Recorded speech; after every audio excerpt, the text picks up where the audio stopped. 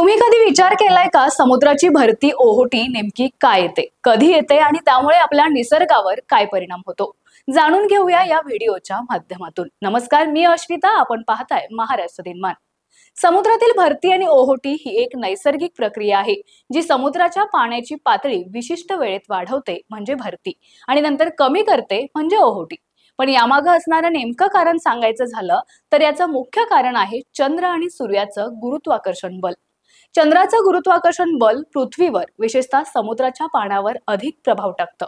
ज्या भागातून चंद्र पृथ्वीच्या जवळ असतो त्या भागातील पाणी चंद्राच्या गुरुत्वाकर्षणामुळे वर ओढलं जातं आणि तिथं येते ती समुद्राची भरती।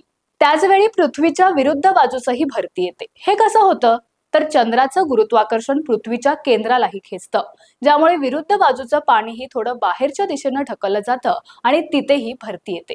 आता प्रश्न पडतो की चंद्र आणि सूर्याचं गुरुत्वाकर्षण बल कसं काम करतं।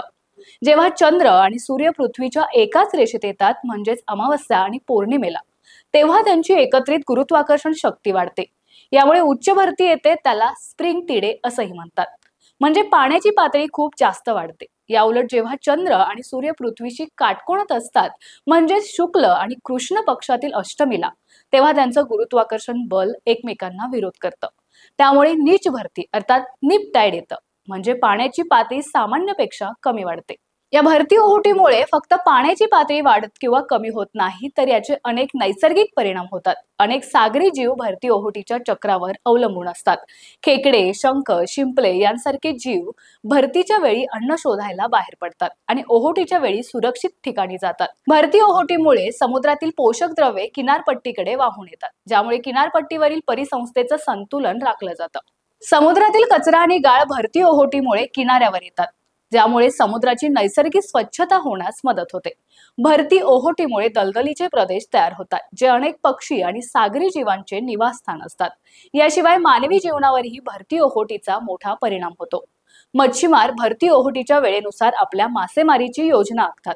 भरतीच्या वेळी मासे किनाऱ्याजवळ येतात, त्यामुळे मासेमारी करणं सोपं होतं। मोठ्या जहाजांना बंदरात येण्यासाठी किंवा बाहेर जाण्यासाठी भरतीचा उपयोग होतो, कारण तेव्हा पाण्याची खोली जास्त असते।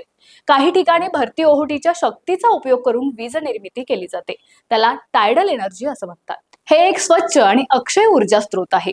हा व्हिडिओ तुम्हाला कसा वाटला हे आम्हाला कमेंट करून नक्की सांगा।